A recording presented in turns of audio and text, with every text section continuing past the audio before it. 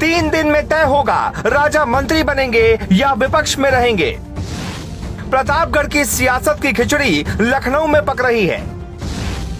मोदी योगी का ख्याल रखने वाले राजा को क्या मिलेगा?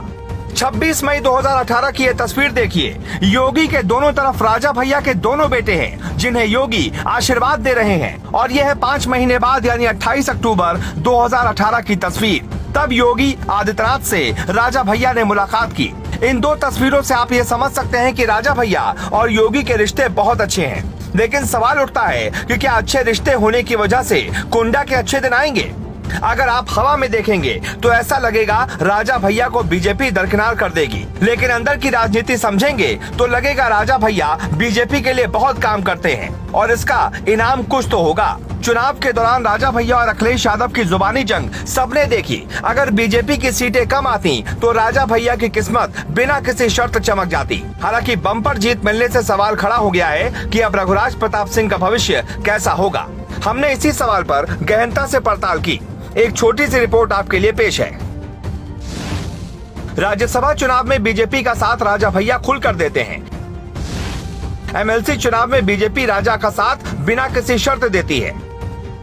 यूपी में एमएलसी का चुनाव होना है, मंत्री भी शपथ लेंगे, सरकार भी गठित हो रही है, यानी सब कुछ बहुत तेजी से होने वाला है और इसी में सबकी किस्मत तय हो जाएगी। हमारे सोर्स नहीं कहते हैं कि राजा भैया को सरकार मंत्री बनाएगी, लेकिन कुछ ऐसा करने वाली है जिससे रघुराज प्रताप सिंह का एहसान बीजेपी उतार पाए। कहते हैं कुंडा में चुनाव प्रधानी का हो या एमएलसी का, तनाव उतना ही होता है। पिछली बार एमएलसी चुनाव राजा भैया के पारिवारिक सदस्य अक्षय प्रताप सिंह गोपाल जी ने निर्विरोध जीता था।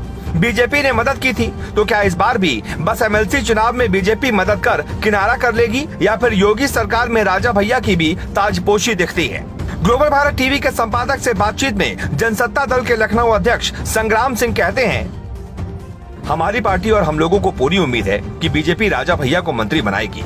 हमें पहले भी ऐसे ऑफर मिलते रहे हैं, लेकिन उस वक्त सही समय नहीं था।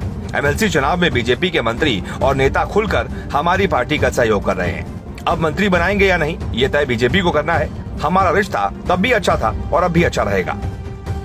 ग्लोबल भारत टीवी के सोर्स कहते हैं कि राजा भैया को बीजेपी मंत्री बनाना तो चाहती है, लेकिन बना नहीं पाएगी। एक तो योगी पर ठाकुर नेता होने का आरोप पहले से लगा है। ऐसे में किसी ताकतवर ठाकुर नेता को योगी साथ में लेते हैं तो वो छवि और सख्त हो जाएगी। दिल्ली के नेताओं ने इस बात पर ध्यान रखने के लिए सख्त निर्देश दिए हैं। हालांकि जल्द ही राजा भैया और योगी की मुलाकात होने वाली है और उस वक्त भी कुछ बातें साफ हो जाएंगी।